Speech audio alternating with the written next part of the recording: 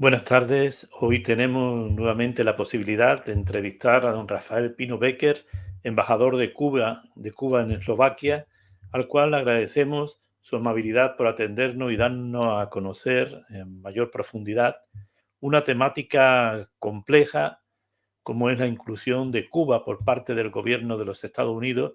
en la llamada lista de países patrocinadores del terrorismo. Recientemente se anunció por parte del Departamento de Estado de los Estados Unidos que no propondrían a Cuba como un país que no coopera plenamente en la lucha contra el terrorismo. Sin embargo, el Ministerio de Relaciones Exteriores de Cuba, en su declaración de fecha 16 de mayo, denuncia que Cuba se mantiene en la lista que designa los estados que supuestamente patrocinan el terrorismo. ¿Pudiera usted dar sus criterios de por qué no basta reconocer que Cuba coopera plenamente en los esfuerzos antiterroristas, sino de retirar a Cuba de la unilateral e infundada lista de estados que a criterio del gobierno de los Estados Unidos patrocinan el terrorismo?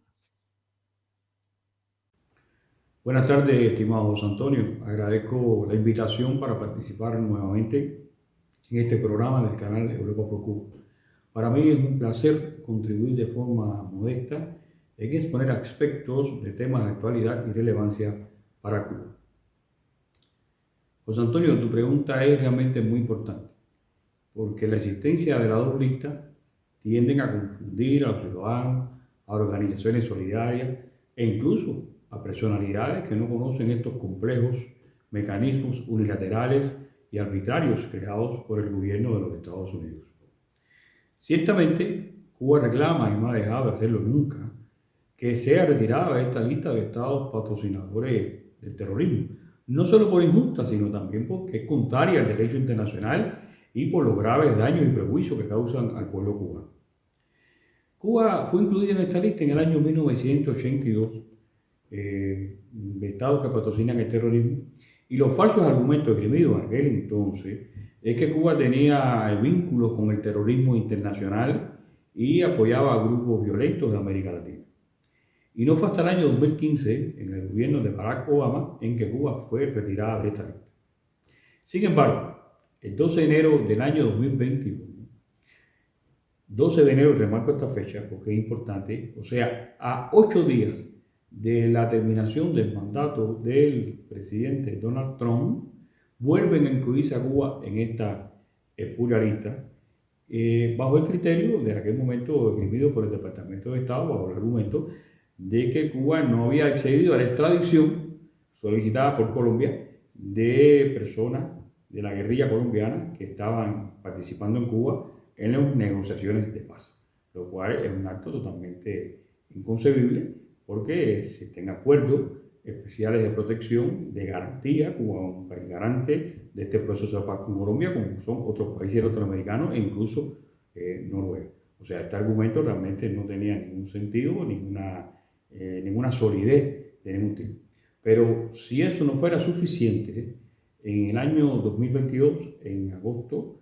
asume la presidencia de Colombia el presidente Gustavo Petro, quien desde ese mismo mes ya le indicó a la Fiscalía que cesara la persecución contra esas personas que estaban en las negociaciones de paz en el año 2021.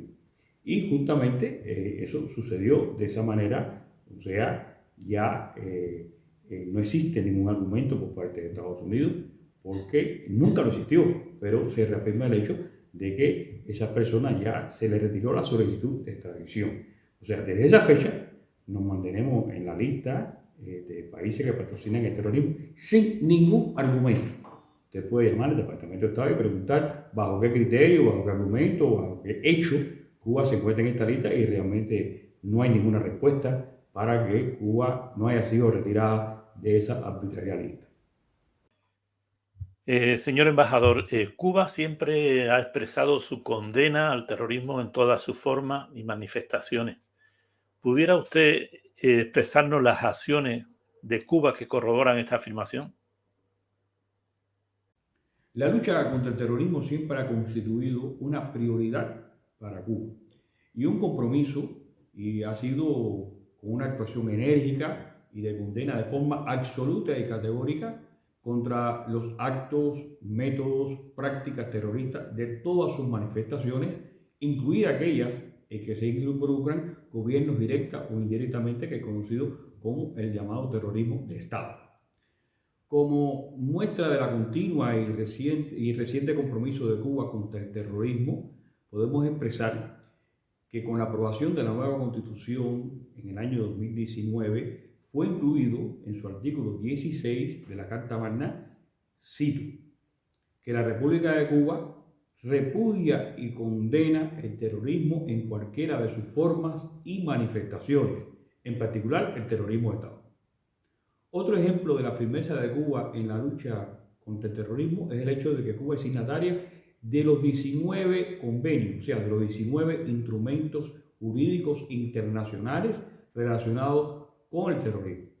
y coopera de forma activa en todos los foros internacionales y en el propio mecanismo de las Naciones Unidas para la lucha contra este flagelo universal, incluyendo el estricto cumplimiento de las resoluciones tanto de la Asamblea General de las Naciones Unidas como del propio Consejo de Seguridad de las Naciones Unidas. En el plano nacional, pudiéramos decir que en el año 2021 el Parlamento cubano aprobó una ley contra actos de terrorismo, que incluye no solo las figuras clásicas de actos y acciones terroristas, sino también tipos penales, o sea, figuras penales, delitos vinculados con su financiamiento. En esta ley cubana se incluyen todos los elementos contenidos, tanto técnicos como conceptuales, que están en los 19 convenios. Por ende, es una ley muy integral, es una ley que realmente recoge todas las formas y manifestaciones de los actos terroristas. ¿Cuáles son las consecuencias para Cuba de estar incluida en la lista de estados que patrocinan el terrorismo? Realmente las consecuencias son muy negativas, pero antes de enunciarla, antes de mencionarla, antes de argumentarla, debemos significar que Cuba ha sido víctima del terrorismo, e incluso antes de estar incluida en esta pura lista del gobierno de Estados Unidos. Cuba ha sido víctima durante más de 60 años de actos terroristas que han costado la vida de 3.478 personas y han causado mutilaciones a otras 2.099. Y paradójicamente, el gobierno de Estados Unidos no condena ni rechaza el grave ataque terrorista recientemente realizado contra la Embajada de Cuba, con lo cual es un silencio cómplice que alienta a cometer otros actos de este tipo. Existe un historial abundante, debidamente documentado, incluso probado en tribunales cubanos, de todos los actos de terrorismo cometidos, de Estado cometidos contra Cuba, de alguna manera financiados, organizados, permitidos y alentados por sucesivas administraciones estadounidenses contra Cuba. Ahora, el impacto en la designación en la lista de estados que patrocinan el terrorismo, conocido en sus siglas en inglés por SSOT, es mucho más perverso y avieso que la extensa relación de sus consecuencias, que ya de por sí son graves y significativas. Su objetivo más integral, su objetivo más estratégico, es infundir temor asociado a cualquier tipo de ayuda humanitaria, negocio, inversión o comercio que implique a Cuba o esté relacionado con Cuba. Esto conlleva que muchas empresas e instituciones financieras se muestren reticentes a negociar con Cuba por miedo ¿a qué? A las sanciones que están implícitas en las normas norteamericanas para este tipo de actos. José Antonio, si me permites,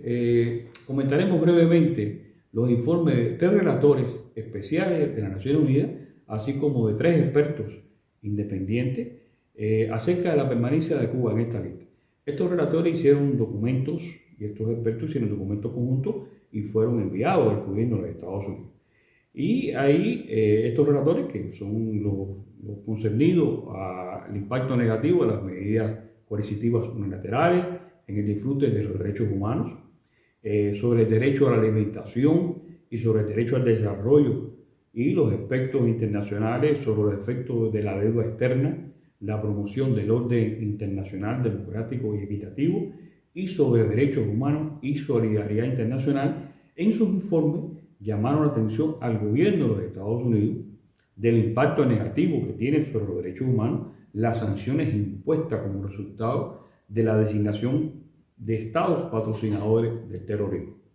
afirmando categóricamente que tal designación va contra los principios fundamentales del derecho internacional y los mencionan. Algunos de ellos mencionan el principio de libertad soberana, la prohibición de intervenir en los asuntos internos de nuestros estados y la prohibición y el principio de solución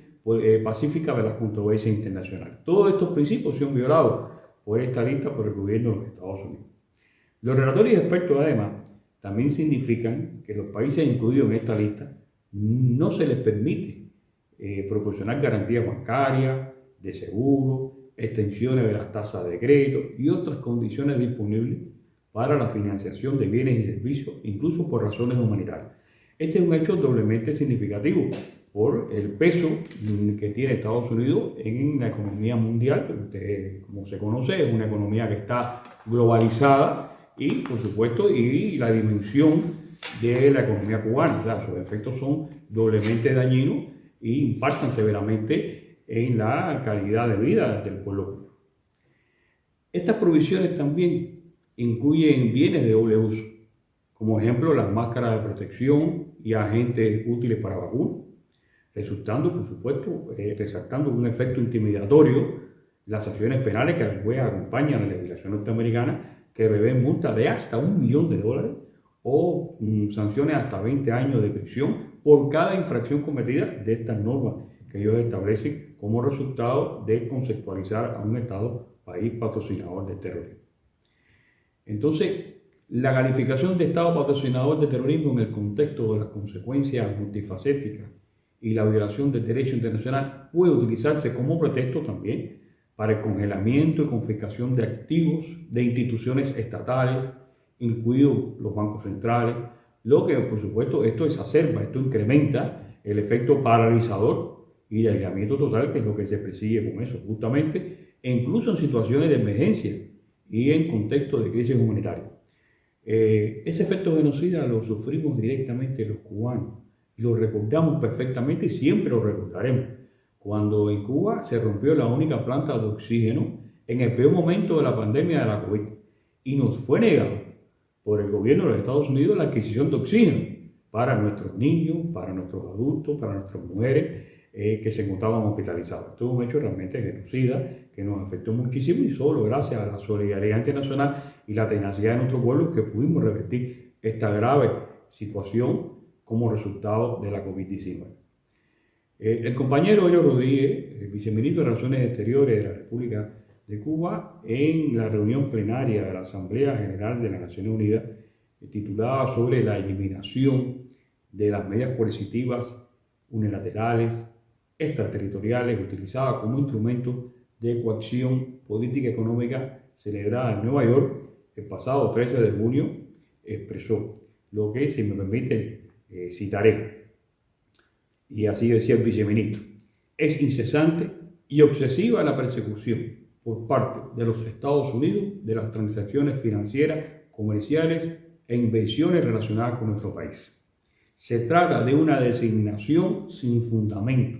autoridad o respaldo internacional, alguno para intentar justificar y endurecer el cerco contra Cuba con el que Estados Unidos continúa castigando al pueblo cubano. Y es justamente esta solicitud, o sea, que Cuba sea retirada de esta espuria lista, la que le pedimos a todos los gobiernos, a todas las organizaciones y personas en el mundo que hagan, que le exijan al gobierno de Estados Unidos de que Cuba sea retirada de esta lista. Eso es un acto humano, es un acto justo, es un acto necesario, realmente es lograr que el pueblo cubano pueda realmente hacer sus planes de futuro, es lograr que realmente el pueblo cubano pueda libremente